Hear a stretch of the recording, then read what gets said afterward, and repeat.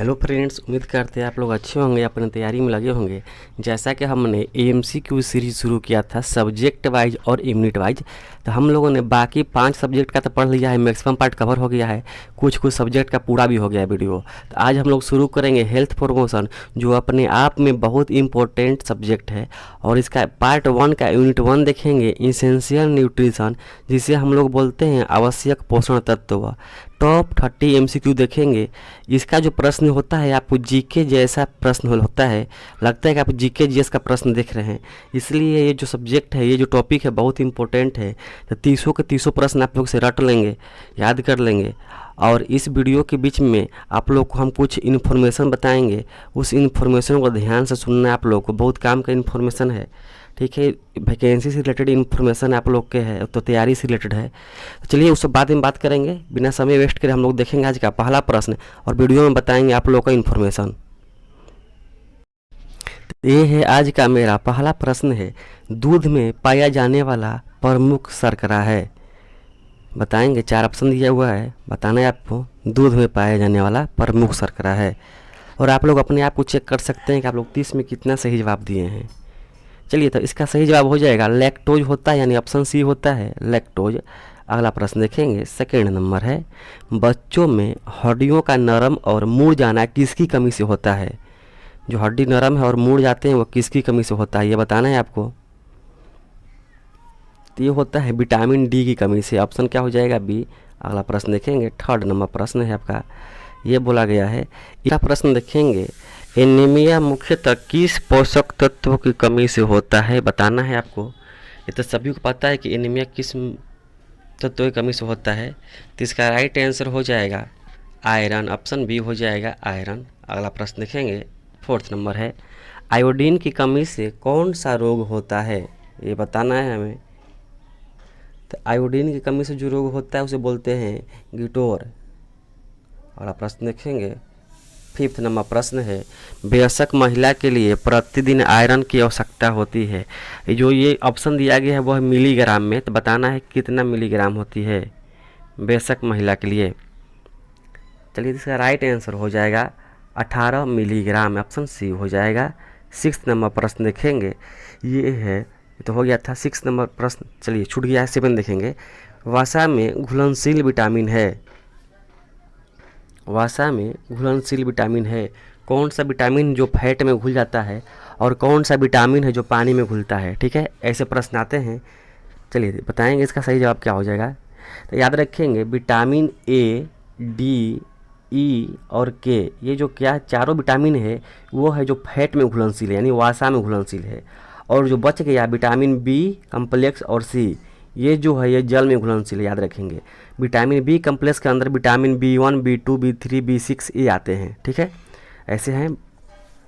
अगला प्रश्न देखेंगे, 8 नंबर, प्रोटीन की कमी से कौन सा रोग होता है,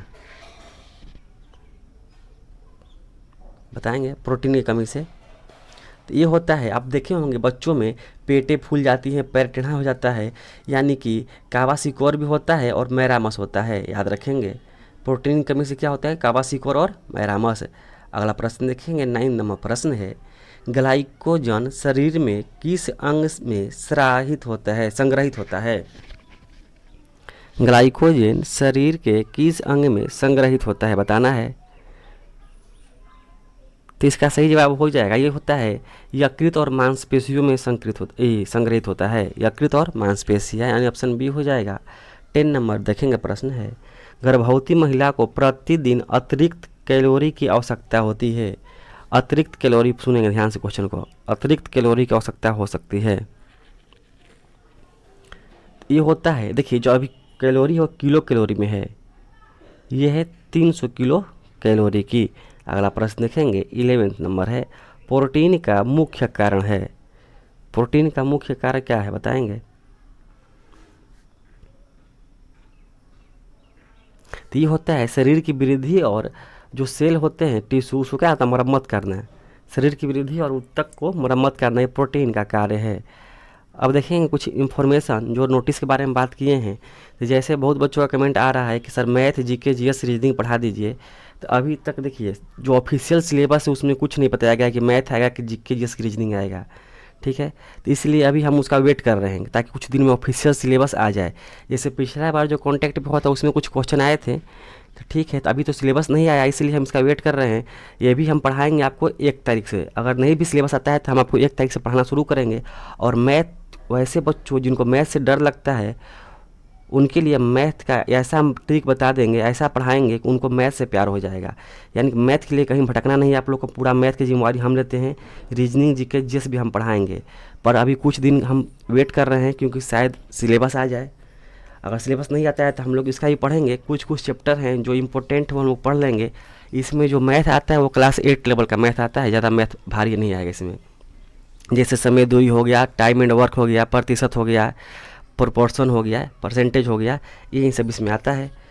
और बात करते हैं आपको कि जैसे कि कुछ ये तब परमानेंट वैकेंसी नहीं है, लेकिन कुछ ही देखे थे पेपर में आया था अभी कि 11,000 परमानेंट वैकेंसी भी अंतिम चरण में आने वाले हैं। तो हम जिस सब्जेक्ट से कन्फर्म है कि उससे पेपर बनेगा, इसलिए हम उस सब्जेक्ट को पढ़ा रहे हैं। क्योंकि अभी आपको जो मिडवाइफरी है, हेल्थ प्रमोशन है, जो आपके एएनएम का सब्जेक्ट है, उससे तो कन्फर्म सिलेबस में आएगा ही आएगा। क्योंकि ऐसा नहीं है कि आपको सुई दवाई देना है तो आपको मैथ पूछेगा वहाँ पे, ये करना है, तो इसकी चांसेस कम है। पर अगर ये आते हैं, सिलेबस का वेट करते हैं, आते तो हम आपको कंपलसरी पढ़ाएंगे। लेकिन अभी तक कोई नोटिस नहीं आया, इसलिए भैया हम आप लोग का अपना जो मेन सब्जेक्ट है उसको सिलेबस पूरा कर रहे हैं। क्योंकि आगे बीटीसी का भी जो वैकेंसी आएगा अगर, तो उसमें यही पूछेगा, आपको जो एएनएम का सब्जेक्ट है उसी से पूछेगा। इसलिए पहले इस जो नेसेसरी है कि आ ही रहा है, उससे पहले हम लोग कंप्लीट सिलेबस पढ़ लें, ठीक है। बाद में देखेंगे, 1 हफ्ता के बाद देखते हैं, 1 तारीख से शुरू कर देंगे। अगर नहीं भी सिलेबस आता है तो इसके लिए घबराने की ज़रूरत नहीं है। ये था आज का नोटिस। चलिए शुरू करते हैं। अगला प्रश्न 12 नंबर प्रश्न है, बेशक मनुष्य के लिए औसत दैनिक प्रोटीन आवश्यकता है। प्रोटीन की कितना आवश्यकता है? औसतन दैनिक पूछा गया, दैनिक मतलब प्रतिदिन। ये होता है 50 से 60 ग्राम पर डे। 30 नंबर प्रश्न देखेंगे, सूरज की रोशनी का विटामिन किसे कहते हैं? बहुत ही अच्छा प्रश्न है। तो ये ऑप्शन देखेंगे तो आपको मालूम चल जाएगा कि विटामिन डी को बोलते हैं। ऑप्शन बी से। 14 नंबर, फोलिक एसिड की कमी से कौन सा रोग होता है? आप देखे होंगे कि महिलाएं जो गर्भवती होती हैं उनको मिलता है फोलिक एसिड की गोली। तो इसका राइट आंसर हो जाएगा ऑप्शन बी, मेगालोब्लास्टिक एनीमिया। अगला प्रश्न देखेंगे 15 नंबर है, विटामिन B12 का मुख्य स्रोत है। ये बहुत ही अच्छा प्रश्न है, एग्जाम में हमेशा पूछे जाते हैं, कंपटीशन के भी एग्जाम में इसे पूछा जाता है। विटामिन B12 का मुख्य स्रोत है। तो ये होता है दूध और मांस। ध्यान देंगे, जो लोग शाकाहारी होते हैं उनमें विटामिन B12 की कमी होती है, तो उन्हें डॉक्टर गोली देता है खाने के लिए। अगला प्रश्न देखेंगे 16 नंबर, वसा का पाचन किस अंग में मुख्य रूप से होता है? जो फैट हम लोग खाते हैं वसा, उसका पाचन किस रूप से होता है, मुख्य किस रूप से होता है बताना है आपको। तो ये होता है छोटी आंत में। अगला प्रश्न देखेंगे 70 नंबर, एंटीऑक्सीडेंट विटामिन है। वेरी वेरी इंपॉर्टेंट प्रश्न है, इससे आप लोग याद रखेंगे, एंटीऑक्सीडेंट विटामिन। तो ये है आपका vitamin A, sorry vitamin AEC यानी ऑप्शन ए सही जवाब हो जाएगा। इसको बोलते हैं एंटीऑक्सीडेंट विटामिन। नेक्स्ट प्रश्न देखेंगे 18 नंबर, कैल्शियम के अवशोषण के लिए आवश्यक विटामिन है, यानी कौन सा विटामिन है जो कैल्शियम को अवशोषण करता है? ये हो जाएगा right answer vitamin D. Next प्रश्न देखेंगे 19 नंबर प्रश्न है, इंसुलिन का निर्माण शरीर के किस अंग में होता है? इंसुलिन बताना है। तो ये होता है पेनक्रियाज यानी कि अग्नाशय में। 20 नंबर प्रश्न देखेंगे, विटामिन के का मुख्य कार्य है। ये तो आपको आता होगा, विटामिन के का मुख्य कार्य है, ये होता है रक्त का थक्का जमाना यानी कि ब्लड क्लॉटिंग में काम करता है। 21 नंबर प्रश्न देखेंगे, गर्भावस्था में फोलिक एसिड का महत्व है। तो इसका महत्व क्या है बताएंगे फोलिक एसिड का। तो ये होता है बच्चों में न्यूरल ट्यूब डिफेक्ट रोकना। ऑप्शन बी हो जाएगा। 22 नंबर प्रश्न देखेंगे, वयस्क व्यक्ति को प्रतिदिन औसत कैलोरी आवश्यकता बताना है कितना होती है। वयस्क व्यक्ति के बारे में बोला गया है। तो ये होता है, राइट आंसर हो जाएगा 2000 से लेकर 2500 किलो कैलोरी, ऑप्शन सी हो जाएगा। अगला प्रश्न देखेंगे 23 नंबर प्रश्न है, कौन सा विटामिन रक्त में कैल्शियम का स्तर नियंत्रित करता है? कैल्शियम के स्तर को नियंत्रित करता है। बहुत अच्छा प्रश्न है। तो ये हो जाएगा विटामिन डी हो जाएगा, ऑप्शन बी सही जवाब हो जाएगा। 24 नंबर प्रश्न देखेंगे, थायमिन की कमी से कौन सा रोग होता है? यानी बताना है थायमिन की कमी से होने वाला रोग है, यानी विटामिन B1 की कमी से। विटामिन B1 को हम लोग बोलते हैं थायमिन। इसका सही जवाब हो जाएगा बेरी बेरी, याद रखेंगे। विटामिन B1 से क्या होता है? Beriberi. अगला प्रश्न देखेंगे 25 नंबर है, प्लेगरा रोग किस विटामिन की कमी से होता है? ती होता है विटामिन B3, इसे बोलते हैं नियासिन, याद रखेंगे। विटामिन B3 को क्या बोलते हैं? नियासिन। ऐसे ही प्रश्न आते हैं GK/GS में। अगला प्रश्न देखेंगे 26 नंबर, ग्रोथ हार्मोन किस ग्रंथि से स्रावित होता है? बहुत अच्छा प्रश्न है। ग्रोथ हार्मोन बताएंगे। ये जो स्रावित होता है ये होता है पिट्यूटरी ग्लैंड से, ऑप्शन ए हो जाएगा। 27 नंबर प्रश्न देखेंगे, कार्बोहाइड्रेट का पाचन कहाँ शुरू होता है?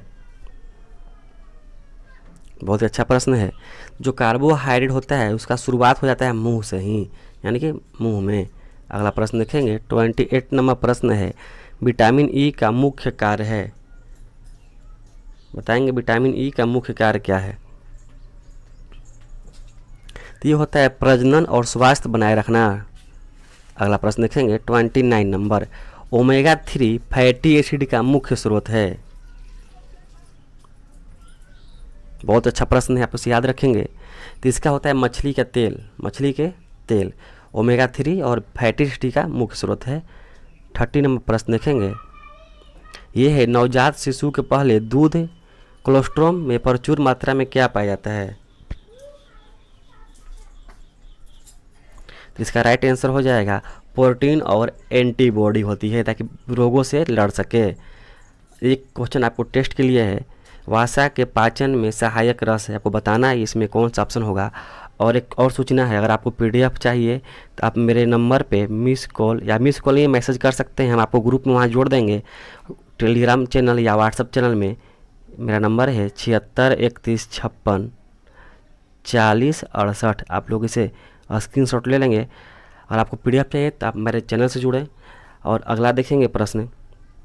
चलिए आगे कुछ देखते हैं, बात करते हैं। तो ये देखिए दिया हुआ है, कटिंग पेपर का है।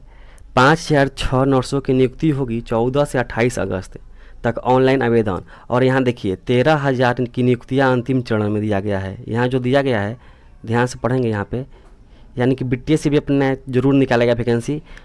हमको लग रहा है चुनाव बाद ही आएगा, लेकिन आएगा जरूर। तो अभी से आप लोग तैयारी में लगे रहिएगा। वीडियो अच्छा लगा तो लाइक करें, शेयर करें। आप लोग शेयर नहीं करते हैं, यही आप लोग से शिकायत है। अपने 4 दोस्तों के साथ जरूर शेयर करें। धन्यवाद।